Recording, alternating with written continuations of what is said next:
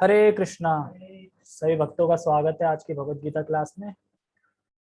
और आज हम आगे चर्चा करेंगे भगवान का ऐश्वर्य का जो वर्णन हो रहा है उसमें एक और चीज सीखेंगे आज हम। पहले मंगलाचरण करते हैं फिर सीखेंगे। ओके। ओम अज्ञानतिमिरान्धस्य ज्ञानञ्जनशलाकया चक्षुरुन्मीलितं येन तस्मै श्रीगुरुवे नमः।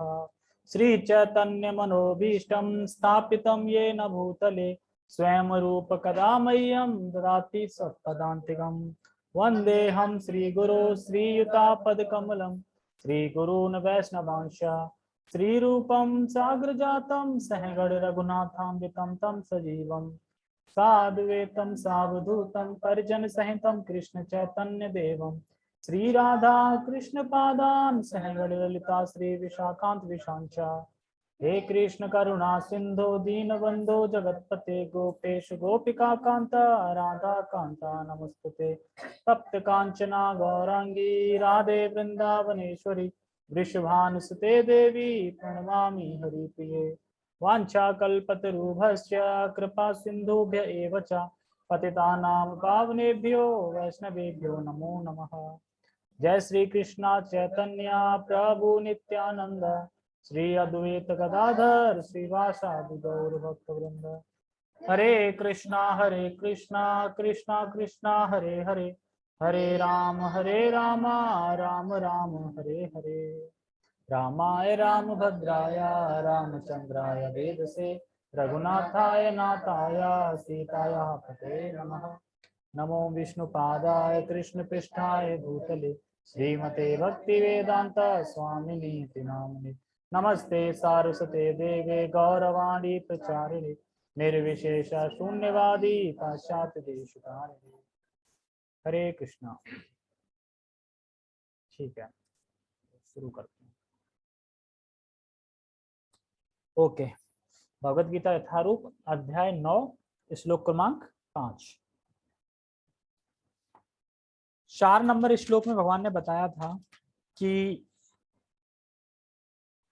मेरे द्वारा ये सारा जगत व्याप्त है, मतलब पूरे जगत में मैं व्याप्त हूँ। कैसे?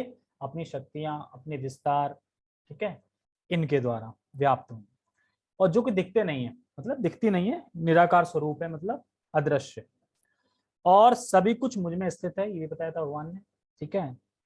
लेकिन मैं उसमें स्थित नहीं हूँ, मतलब सब कुछ मुझ में तो स्थित है पर मैं उसमें स्थित नहीं हूँ। तो पहले बोला था मैं सब जगह व्याप्त हूँ, दोबारा बोला सब कुछ मुझ में व्याप्त है, फिर बोले मैं उनमें नहीं हूँ। तो और आज बोल रहे हैं कि मुझ में कुछ नहीं नहीं बोल रहे हैं, सॉरी।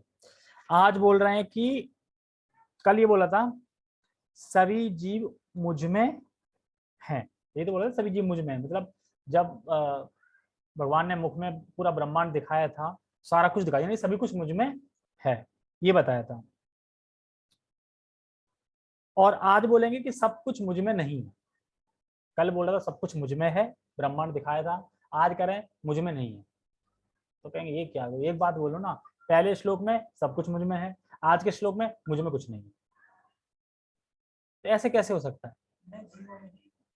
क्या मैं जीव में नहीं, मैं जीवों में नहीं, यहाँ पे ये बता रहे हैं मैं सभी जीव मुझ में नहीं है, ये बोल रहा है। क्या मतलब मैं जीवों में नहीं ना, मैं सभी जीवों में नहीं, जीव मुझ में नहीं है, उल्टा क्यों बोल रहे हैं? एक बार तो बोल रहे हैं सब जीव मेरे में, सब जीवों में हूं, सब जीव मुझ में है, आज बोल रहे हैं सब जीव मुझ में नहीं है, बस मतलब सब जीवों में मैं हूं। अरे भाई, दो चीज समझो ना, सभी जीव मुझ में हैं, ये कल बोला था। आज बोल रहे हैं सभी जीव मुझ में नहीं है, बस।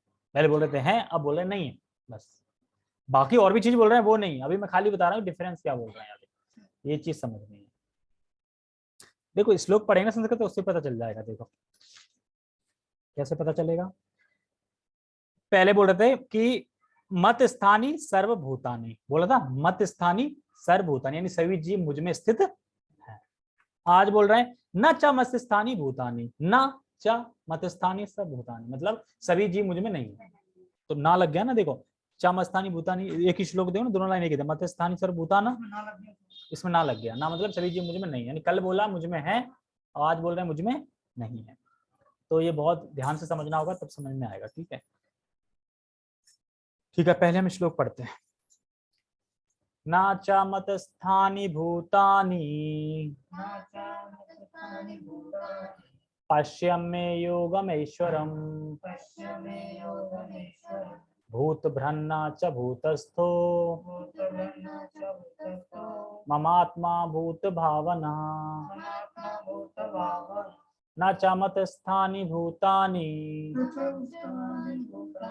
पश्यमे योगमेश्वरम् भूतभृन्ना च भूतस्थो ममात्मा भूतभावना न च मतस्थानि भूतानि, मतलब सभी जीव मुझ में नहीं है।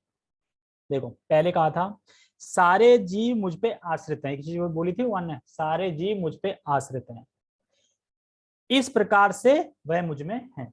सारे जीव मुझ पे आश्रित हैं, तो इस प्रकार से सारे जीव मुझ में हैं, और मैं उनमें नहीं हूं, अर्थात मैं उन पे आश्रित नहीं हूं, ये बोला था।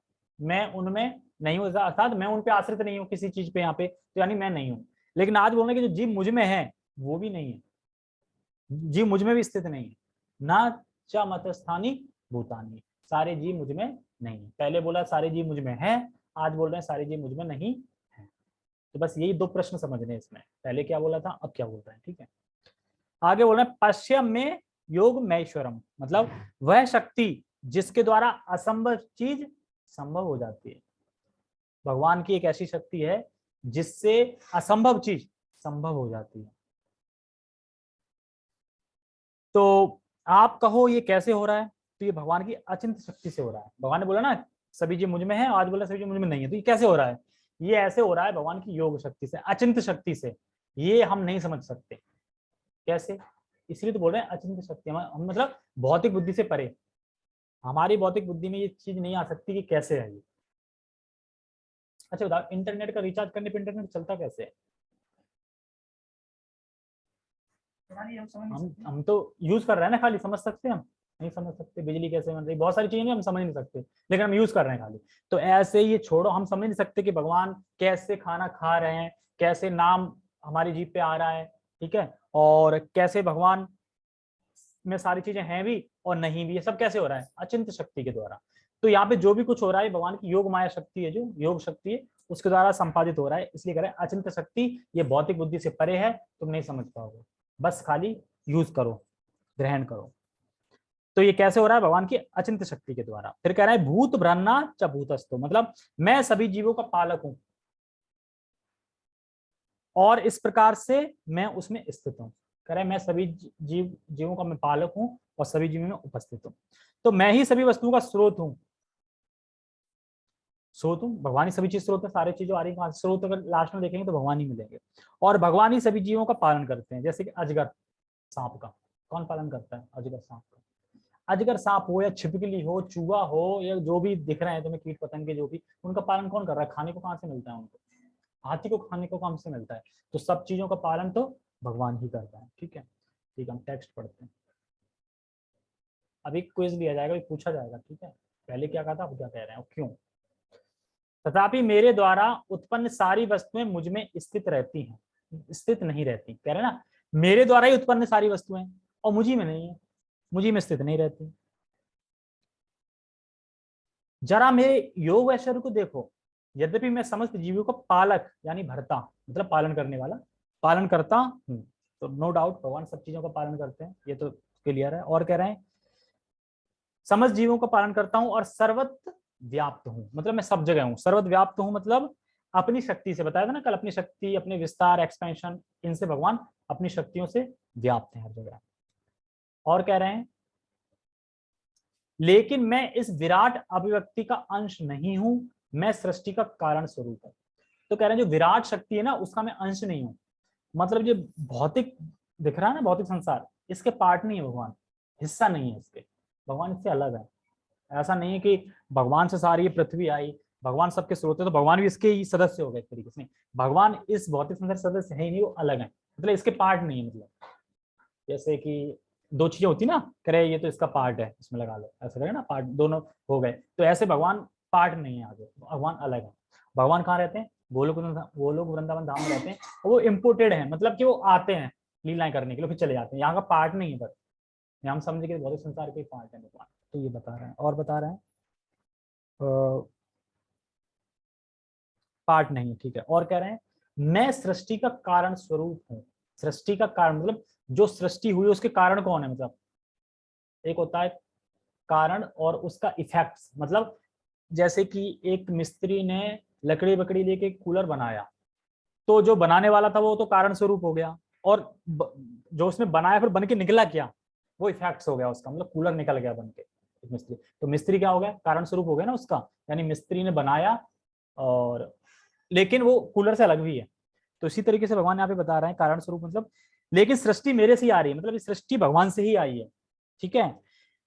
और मैं कारण हूं, मतलब मैं ही कारण हूं, सृष्टि मेरे कारण ही आई है, मतलब मेरे से निकली है सृष्टि, मेरे कारण ही है, मेरा इफेक्ट्स है, और मेरे कारण होने पे भी वैसे ही बनी रहती है। हाँ, और कारण होने पे भी वे वैसे ही बने रहते हैं, मतलब भगवान से सारी सृष्टि आ गई, लेकिन भगवान तब भी वैसे के वैसे ही बने, मतलब ऐसा नहीं कि भगवान को कुछ घट गया हो, अब इतना सारा कुछ बना दिया तो कम हो गया, थक गए होंगे बनाते बनाते, तो ये नहीं। जैसे एग्जाम्पल देते हैं निराकारवादी, उस निराकारवादी ये तो एग्जाम्पल देते हैं, देखो भगवान ने सृष्टि रची, सारा कुछ भगवान से आया, तो भगवान से निकलते निकलते निकलते निकलते भगवान थक गए होंगे ना, खत्म हो गए भगवान, भगवान कहाँ बचे? जैसे कि एग्जाम्पल एक वृक्ष का देते हैं, एक वृक्ष में जब एक बीज बो, बेर का हो या किसी का भी हो, तो धीरे धीरे बेर से पेड़ निकलेगा, पेड़ निकले बड़ा हो जाएगा, उधर नीचे जड़ भी बड़ा हो जाएगी, तो बीज से पेड़ तो आ गया, बीज कहाँ चला गया? बीज तो खत्म हो गया, बीज तो उसका खत्म हो गया ना, नीचे नीचे फूटा वो बीज तो खत्म हो गया। तो निराकारवाद यही कहते हैं कि ऐसी तरीके से भगवान है, भगवान से सारा कुछ आए तो भगवान खत्म हो, लेकिन ऐसा नहीं है, बीज खत्म होता है तो उस पर अप्लाई नहीं कर सकते, भगवान वैसे के वैसे ही रहते हैं, चाहे कुछ भी उनसे निकल जाए, ठीक है। तो कृष्ण भगवान यहाँ कह रहे हैं कि मेरे द्वारा उत्पन्न सारी वस्तुएं मुझ में स्थित रहती हैं। तो देखो भगवान ने भौतिक संसार में दो चीजें हैं, चर और अचर। चर मतलब चेतन है, अचर मतलब अचेतन है, जड़ है। तो जड़ वस्तु में भगवान नहीं है, मतलब भगवान व्याप्त नहीं है जड़ वस्तु में, जैसे पत्थर हो गया, ठीक है, जड़ चीजें हो गई, लेकिन भगवान आ जाते हैं कब? प्रार्थना करने पे, आवाहन करने पे। तो जो जो पत्थर होता है उसमें अगर आह्वान करते हैं विशेष उस पर, तो वो विग्रह बन जाते हैं। तो एक कथा आती है धन्ना जाट की, ये राजस्थान के धन्ना जाट, तो खेती किसानी करते थे, व्यवसाय करते थे काफी, मतलब एक तरह से पूरे गांव के राजा टाइप के थे। तो एक बार गए, तो अब जो पहले के साधु होते थे ना, तो उससे पूजा करते थे, जो शालिग्राम, तो एक भक्त थे शालिग्राम से पूजा कर रहे होंगे, तो वो कह रहे क्या तुम, ये तुम क्या पत्थर को खिला रहे हो, मतलब तो कह रहे मतलब कि पत्थर क्या है? तो उन्होंने बताया पत्थर ये शालिग्राम भगवान है। अच्छा ये पत्थर शालिग्राम भगवान है, अच्छा तो क्या क्या खाते हैं ये? सब खाते हैं, जो भोग लगा वो खाते हैं, करते हैं, और फिर भोग खाते खाते देते नहीं कुछ, हाँ जो भी तुम्हारी इच्छा हो, जो भी मंशा हो पूर्ण भी करते हैं। तो कह रहे हैं ना मुझे ना ये आपकी ये भगवान शालिग्राम भगवान है ना, मुझे उधार चाहिए। तो उधार क्यों चाहिए? नहीं वो कुछ काम है ना, कुछ मंशा है मेरी। कह रहा है यार भाई तुम कर नहीं पाओगे, इनकी बहुत बड़ी सेवा होती है, सेवा एवा होती है, ऐसी थोड़ी है कि सेवा, क्या सेवा होती है कि इनको ये चाहिए, नहलाना है, धुलाना है, सही से रखना है, भोग लगाना है, ये करना, सारा बता दिया नियम। कह रहा हाँ मैं कर लूंगा, कोई नहीं मैं कर लूंगा, बस 3 दिन के लिए दे दो। तो बाबा वो कह रहा है यार ये मानेगा तो नहीं, राजा है और वैसे भी है धन्ना, उसका नाम ही था धन्ना जाट। तो उनने गए नदी में गए, एक पत्थर वैसे ही ले आए, कि लो ये शालिग्राम है, ले जाओ जाओ। अब वो क्या पता होने के बाद, तो पत्थर मतलब शालिग्राम कौन सा है कौन सा नहीं है, तो वो ले आए कि भैया महाराज भक्त ने दिया है, ठीक है ले आए।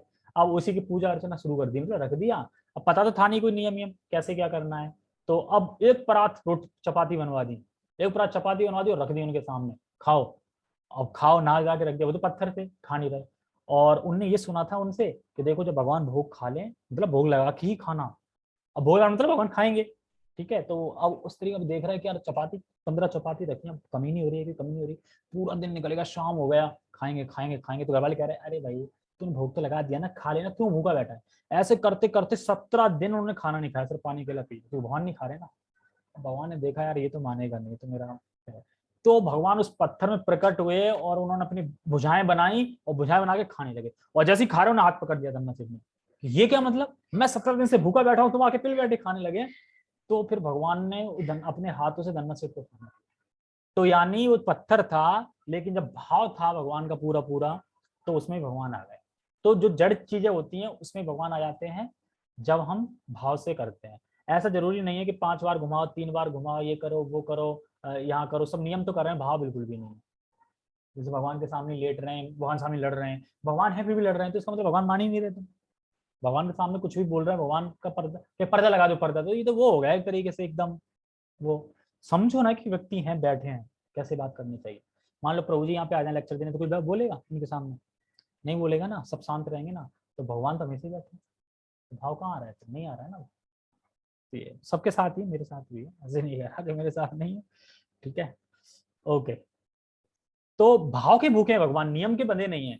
तो क्या प्रभु जी हम नियम बंद कर देंगे, छोड़ देंगे नियम? नहीं भाई, करने हैं नियम, लेकिन भगवान भाव के भूखे। नियम क्योंकि अपनी विधि दी है, शास्त्रों में विधि दी है, अपने आचार्यों ने विधि दी है, तो वो विधि तो करनी है। लेकिन तुमने देखा ना, जो ऊंचे ऊंचे आचार्य हैं वो कोई विधि करते हैं? भगवान ऐसे ले लेते हैं जैसे कि वो वहाँ पे उनको शालिग्राम थी ना उनकी, जिसमें से वो राधा रमन कौन से प्रकट हुए थे उसमें, जो गोपाल भट्ट गोस्वामी के जो विग्रह थे ना, तो उसमें से वो बोलते थे, वो लेते थे कि और बाबा आज क्या लगाया है, वो भी नमक, नमक भी नहीं है, मतलब वो भी वही था, आटा मड़ा ऐसे सुखा के रख दिया, तो बोलते थे भगवान, ऐसी बात नहीं है। ठीक है, तो यही बता रहा हूं मैं, कहाँ पे था मैं, हाँ, कि भगवान सारे ब्रह्मांड का भार धारण करते हैं। तो कोई बोले तो भगवान थक गए होंगे। एग्जाम्पल देते प्रभुपाद जी एटलस साइकिल का। एटलस साइकिल में देखा है, पीछे एक बूढ़ा सा इंसान पृथ्वी को लेके ऐसे थक रहा है बिल्कुल, वो छपा रहता है ना उसी का, मतलब एक पृथ्वी उसके बाहर रख दी ना मुड़ पे, तो वो थक गया है। तो भगवान, तो इसका मतलब भगवान भी धारण कर रहे हैं, पूरा ब्रह्मांड धारण करते, भगवान थक गए होंगे फिर, है ना? ऐसा तो नहीं है। तो एग्जाम आंसर में दे नहीं। जो वस्तुएं भगवान के द्वारा सृष्ट होती हैं, यानी जिन वस्तुओं को भगवान सृष्टि करते हैं, वह मुझ में नहीं रहती, तो बोझ काहे का फिर? भगवान ने कोई चीज की सृष्टि करी, पर वो चीज तो भगवान में है ही नहीं, तो फिर भारी क्या कौन है? यानी ये जगत पूरा भगवान ने सृष्टि करी, तो क्या जगत भगवान, तो क्या मतलब ऐसा तो नहीं कि जगत भगवान ने रख रखा है भौतिक तौर पे? भगवान ने सृष्टि कर दी, भगवान अपनी शक्ति द्वारा व्याप्त है यहाँ पे, खुद नहीं है, मतलब इस तरीके से। फिर बोलते हैं जैसे बोतल में पानी रहता है तो बोतल गीली हो जाती है ना, बोतल पानी तो बोतल गीली हो जाएगी। लेकिन वस्तुएं भगवान में रहने के बाद भी भगवान उन वस्तुओं से निरुक्त रहते हैं। तो क्या वस्तुएं भगवान में है? फिर भगवान में वस्तुएं हैं, लेकिन फिर भी भगवान निर्लिप्त है।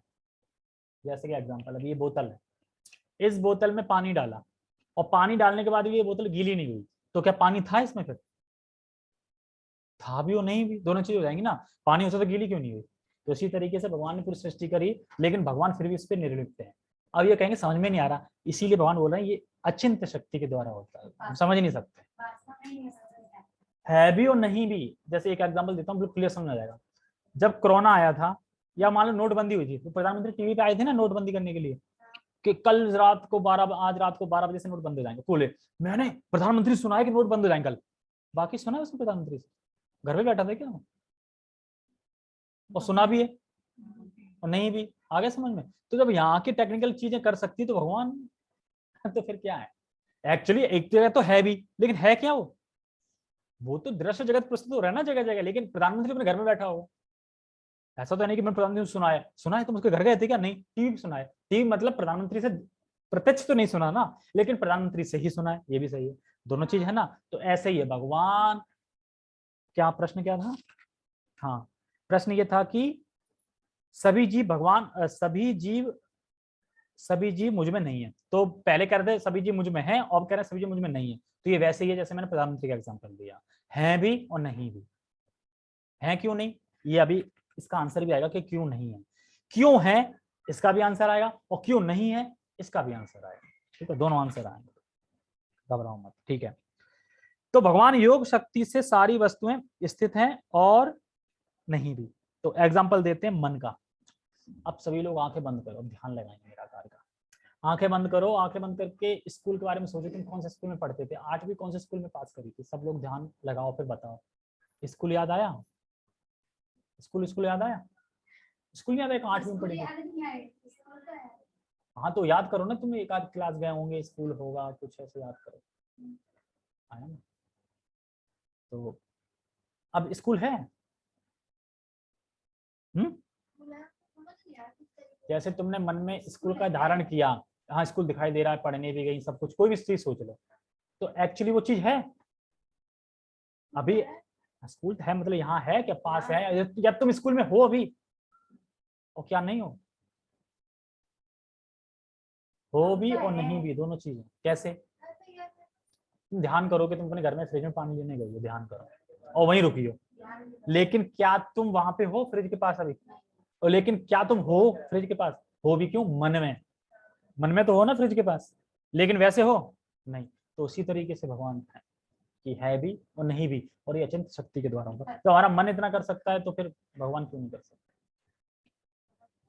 ठीक है, तो भगवान अपनी ये कैसे करते हैं? सत्य संकल्प, उनके पास एक शक्ति है सत्य संकल्प।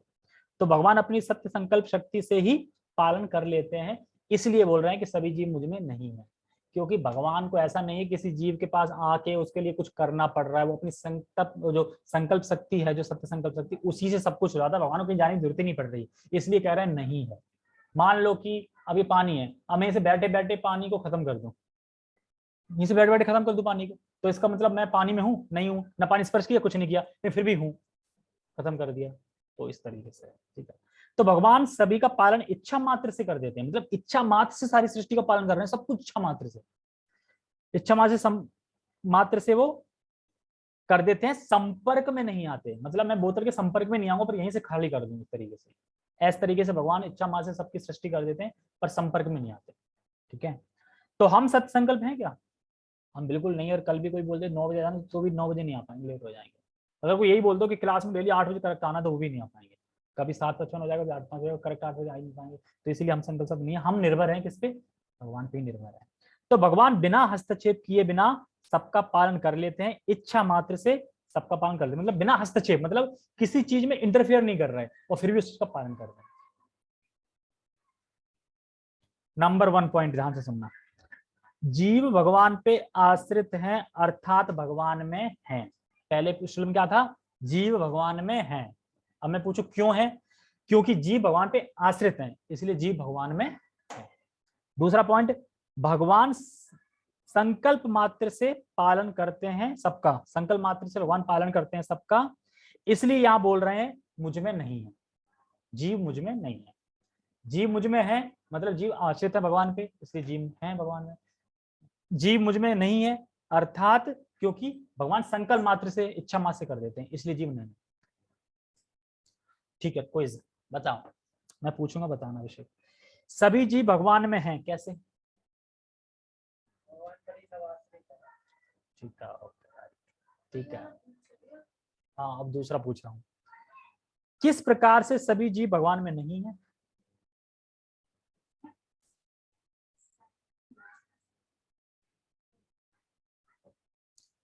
अभी तो बताया, क्या बताया? हाँ, संकल्प मात्र से, अपनी इच्छा मात्र से सब कुछ कर देते हैं, इसलिए कह रहे हैं कि जीव मुझ में नहीं। जो शक्तियां वो काम करती हैं, हाँ, हस्तक्षेप नहीं करते, सब अपने आप इच्छा मात्र से होता रहता है सब कुछ, उन्हें कुछ करने की जरूरत नहीं होती, ये होता है। ठीक है, जैसे पीएम मोदी का मैंने एग्जांपल दे दिया, और ये व्यवहार में बोल रहे हैं भगवान कि मेरी संकल्प शक्ति से, इच्छा मात्र से कर देता हूं, लेकिन संकल्प शक्ति और भगवान में कोई अंतर नहीं है। ऐसा नहीं कि संकल्प शक्ति एक अलग चीज है, भगवान एक अलग चीज है, नहीं, वो एक ही है, क्योंकि भगवान के नाम रूप ये सब में कोई भिन्न नहीं। जैसे भगवान का शरीर और भगवान में कोई फर्क नहीं है, दोनों एक ही चीज है, भगवान का नाम और भगवान में कोई अंतर नहीं है। इसी तरीके से संकल्प शक्ति, इच्छा मात्र, जो कुछ भी बताया जा रहे हैं, योग शक्ति, ये भगवान ही है। ऐसा नहीं कि योग शक्ति अलग है, भगवान अलग है, संकल्प शक्ति भगवान ही है, मतलब कोई डिफरेंस नहीं, प्रभुपाद जी बोलेंगे इसमें। ठीक है, पर पढ़ते हैं। अब तो समझ रहे, जूम वाले की टेस्टिंग ले लें। हाँ, कौशल प्रभु बताइए, सभी जीव भगवान में हैं, कैसे? हरे कृष्णा। हाँ, क्योंकि जीव भगवान के आश्रित हैं, इसीलिए जीव भगवान में हैं। और दूसरा है, इस प्रकार से सभी जीव भगवान में नहीं है,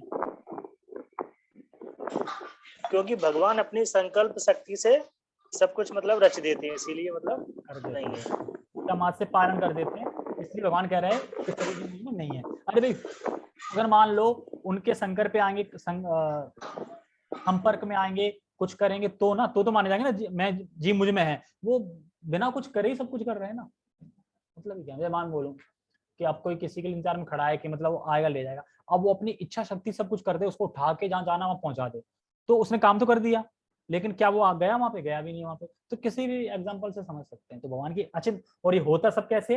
अचिंत शक्ति से, जो हमारी भौतिक बुद्धि से परे, हम समझ नहीं सकते। क्या हम समझ सकते हैं ऐसा कैसे हो रहा है?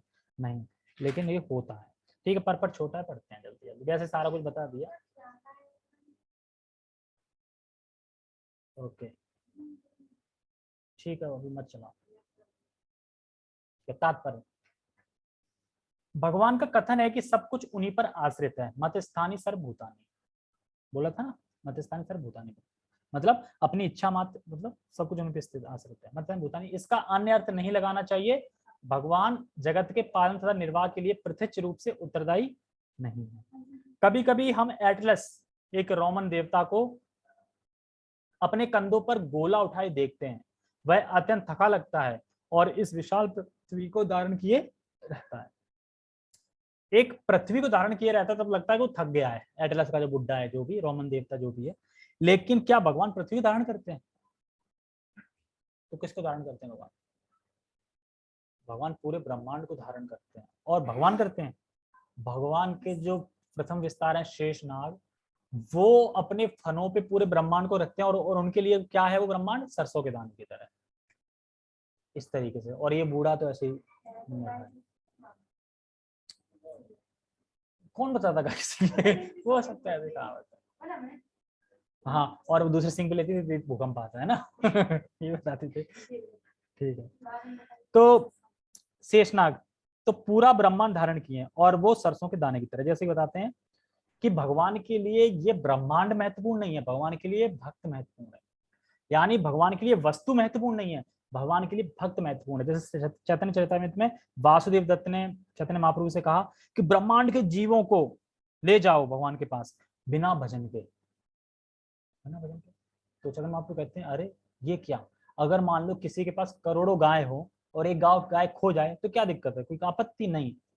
तो जो ब्रह्मांड के पूरे है ना, उनको भी मुक्ति दे दो बिना भजन के, क्योंकि भक्त बोल रहा है ना। ऐसा भगवान मतलब भगवान के पास तो अनंत ब्रह्मांड है ना, एक ब्रह्मांड के जीव आ जाएंगे तो क्या पता चल रहा है? सरसों की तरह है वो, तो क्या दिक्कत है? तो उस तरीके से एग्जाम्पल दे रहे हैं।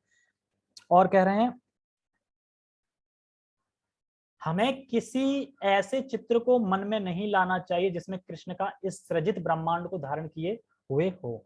उनका कहना है कि यद्यपि सारी वस्तुएं उन पर टिकी हैं, किंतु वे पृथक रहते हैं। ये सारी चीजें प्रभुपाद जी वहीं से ले रहे हैं जो मैं समझा चुका हूँ। सारी वस्तुएं किस पर टिकी हैं?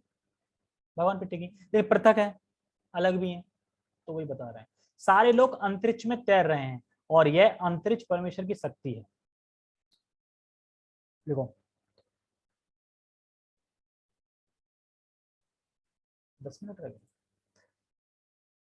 तुम कह रही थी ना अभी कि वो गाय ने रख रखा, गाय नहीं रख रहा है। ये सूर्य, चंद्रमा, स्वर्ग, ये सब एक जगह पे स्थित क्यों है? अगर ये थोड़ा भी ऐसे हो जाए ना तो पृथ्वी खत्म हो जाएगी, बिल्कुल थोड़ा भी। लेकिन उतनी फिक्स जगह पे स्थिति पे घूम रहे हैं, तो ये घुमा कौन रहा है? ये भगवान घुमा रहे हैं। मतलब कि दृष्टिपात से, मतलब मान लो कि अब यहाँ पे गुब्बारा लटका दो, मतलब कहीं से कोई सपोर्ट ना, गुब्बारा लटका दो और वो गुब्बारा वहीं के वहीं लटका रहा है एकदम, ना इधर हो ना इधर हो ना इधर हो ना इधर हो, वहीं के वहीं ऐसे करके। तो सारे जो ब्रह्मांड में जितने भी लोग हैं ना, ये सब एकदम ऐसे करके आकाश में से लटके हुए हैं, मतलब। और भगवान की शक्ति से वहीं स्थिर है एकदम। थोड़े भी इधर उधर हो जाएंगे, डिसबैलेंस हो गए तो खेल खत्म, इस तरीके से। हाँ, तो बता रहे हैं, तो सारे लोग अंतरिक्ष में तैर रहे हैं और यह अंतरिक्ष परमेश्वर की शक्ति है, किंतु वे अंतरिक्ष से भिन्न हैं, वे पृथक स्थित हैं। भिन्न, अंतरिक्ष से भिन्न है, पृथक मतलब अलग अलग स्थित है। अतः भगवान कहते हैं यद्यपि ये सब रचित पदार्थ मेरी अचिंत्य शक्ति पर टिके हैं। वही अचिंत्य शक्ति बताई जिसे हम नहीं समझ सकते, इसलिए समझ में नहीं आ रहा, ठीक है, नहीं स्थित है। तो जैसे भगवान का स्वरूप सच्चिदा आनंद है, भगवान का कोई भी रूप जड़ नहीं है, भगवान हमेशा सच्चिदा आनंद रहते हैं। तो ये सब भगवान कैसे कर रहे हैं ये हम नहीं समझ सकते, क्योंकि अचिंत ऐश्वर्य, भगवान खुद बोल रहे हैं यहाँ पे, ये सब अचिंत ऐश्वर्य से है। वैदिक कोश निरुक्ति में कहा गया है युजत्तेन दुर्घटे तेषु कार्येषु, परमेश्वर अपनी शक्ति का प्रदर्शन करते हुए अचिंत्य आश्चर्यजनक लीलाएं कर रहे हैं। देखो, क्या ये हमें पता है कि फोन में इंटरनेट कैसे कार्य कर रहा है, लेकिन फिर भी हम उपयोग कर रहे हैं। तो उसी तरीके से इस प्रकार से हम भोग लगा रहे हैं विग्रह को, तो भगवान कैसे स्वीकार कर रहे हैं। हम हरि नाम ले रहे हैं, तो हरि नाम ले रहे हैं और लेते हैं तो नाम के रूप में, मतलब भगवान हरि नाम ले रहे हैं, भगवान नाम के रूप में आते हैं। तो इन सब का लाभ उठाओ, ये मत सोचिए सब हो कैसे रहा है, कैसे ले लिया भगवान ने, कैसे खा लिया। लाभ उठाओ ना, भगवान खा रहे हैं तो तुम भगवान खिलाने का लाभ उठाओ, ये सब करना है। उनका व्यक्तिगत विभिन्न शक्तियों से पूर्ण है और उनका संकल्प स्वयं एक तथ्य है, मतलब सत्य संकल्प से ही सारा कुछ कर लेते हैं। कल क्लास होगी या नहीं होगी, ये कृष्ण चाहेंगे तो होगी, हम नहीं कह सकते कि हाँ मैं करूंगा। तो हमारी सत्य संकल्प शक्ति सत्य नहीं है, हम जो भी बोलते हैं वो सत्य नहीं होता, झूठ हो जाता है। क्योंकि हम जब भी कभी किसी को टाइम देते हैं उसी पे कर नहीं पाते, कहीं पहुंच नहीं पाते समय पे, कुछ कर नहीं पाते, सब चीज हमारी विफल हो जाती है। जैसे कि प्रभु जी कल सबको 4 बजे मंगल आरती माना है, और जो बोल रहा था वो खुद ही नहीं आ पाया, खुद ही 4:30 बजे जगह। तो भगवान ही सत्संकल्प है, हम सत्संकल्प नहीं है। हम बोल देंगे तब भी नहीं आ पाएंगे, प्रभु जी आ जाएंगे, बाद में फोन करें सॉरी नहीं आ पाए, ये वो देखा ना, सॉरी मैसेज लिखते हैं कि नहीं हो पाया, प्लीज सॉरी सॉरी। तो क्यों? क्योंकि सत्संकल्प नहीं है। उनका व्यक्तित्व विभिन्न शक्ति से पूर्ण और उनका सत्संकल्प स्वयं तथ्य है। पढ़ लिया ना। भगवान को इसी रूप में समझना चाहिए। हम कोई काम करना चाहते हैं तो अनेक विघ्न आते हैं, और कभी कभी हम जो चाहते हैं वह नहीं कर पाते। जो बता रहा था मैं, हम जो चाहते हैं वो नहीं कर पाते, विघ्न आते हैं ना बहुत सारे, कि हम सत्संकल्प नहीं। किंतु जब कृष्ण कोई कार्य करना चाहते हैं तो वह सब कुछ इतनी पूर्णता से संपन्न हो जाता है कि कोई सोच नहीं पाता कि ये सब कैसे हुआ। इसमें लिखा है हुआ, कैसे हुआ, तो कैसे हुआ ये हम समझ नहीं सकते ना, इसलिए बोल रहे हैं भगवान की अचिंत्य शक्ति। भगवान इस तथ्य को समझाते हैं, यद्यपि वे समस्त सृष्टि के पालन तथा धारण करता है, किंतु वे इस सृष्टि का स्पर्श नहीं करते। बताना प्रभुपाद जी, धारण करता है, सब कुछ है, लेकिन वो स्पर्श नहीं करते, इच्छा मात्र से सारा कुछ कर देते हैं, अपनी इच्छा मात्र से पालन करते हैं। भगवान अपने संकल्प से पालन करते हैं। तो ऐसा नहीं कि भगवान अलग है और संकल्प अलग है, भगवान संकल्प एक ही चीज है। केवल उनकी परम इच्छा से प्रत्येक वस्तु सृजन, धारण एवं पालन एवं संहार होता है। सृजन कौन करता है? ब्रह्मा जी। पालन कौन करता है? विष्णु जी। संहार कौन करता है? शिव जी। ठीक है, उनके मन और स्वयं उनमें कोई भेद नहीं है, ना। मन मतलब मन से कुछ भी कर रहे हैं ना वो, मन और स्वयं उनमें कोई भेद नहीं है। जैसा हमारे भौतिक मन में और स्वयं में भेद होता है, मन कुछ और सोच रहा है और कर कुछ और है, भेद होता है ना, लेकिन भगवान में ऐसा भेद नहीं होता। जो है वो मन, क्योंकि वे परमात्मा है, साथ ही वे प्रत्येक वस्तु में उपस्थित हैं। किंतु सामान्य व्यक्ति यह नहीं समझ पाता कि वे साकार रूप में किस तरह उपस्थित हैं। देखो, टीवी में जो बोलता है वो बोलता है, लेकिन घर में नहीं। मतलब जो टीवी में बोल रहा है वो जरूरी नहीं वो घर में बोल रहा होगा, घर में कुछ कर रहा हो, टीवी में जगह जगह दूरदर्शन के द्वारा, मतलब टेक्निकल के द्वारा वो आ रहा है, घर में बोल रहा है, लेकिन वो खुद घर में नहीं बोल रहा होगा। टीवी में क्या पता कब दिखा रहा है, कब दिखा रहा है, ऐसा हो सकता है। चित्र हर जगह दिखता है, लेकिन वहां पे है भी और नहीं भी। जो मैंने एग्जांपल दिया था ना, वो एक्चुअली वहां है भी और है भी नहीं, दोनों चीजें होती हैं। तो इसी तरीके से तो यहाँ पर इसे ही योगम ऐश्वरम अर्थात भगवान की योग शक्ति कहा गया है। तो हमें इससे क्या सीखना चाहिए कि ये शक्ति देवी देवताओं के पास नहीं है, जो ये भगवान की शक्ति है, अचिंत्य शक्ति। तो इसलिए हमें भगवान की भक्ति करनी चाहिए, क्योंकि इसमें विषय क्या आते हैं शुरुआत में कि ऐसा ऐश्वर्य का वर्णन करा जाएगा जिसमें आश्चर्य होगा, है ऐसे कैसे हो गया, और उसको आश्चर्य को करके क्या हमारा मन होगा भक्ति करने का। तो यार भगवान की भक्ति करो ना, भगवान में ऐसे गुण है, देवता में कहाँ है ऐसे गुण। तो ये सब चीजें फिर और आगे आएंगी। कल का श्लोक तो और मजेदार है। ठीक है, ओके। हरे कृष्णा। जगत गुरु शील प्रभुपाद की जय। श्रीमद् भगवद गीता की जय। नित्यानंद गौर प्रमानंदे। हरि हरि बोल। आज शिवदयाल प्रभु का टेस्ट लिया जाएगा।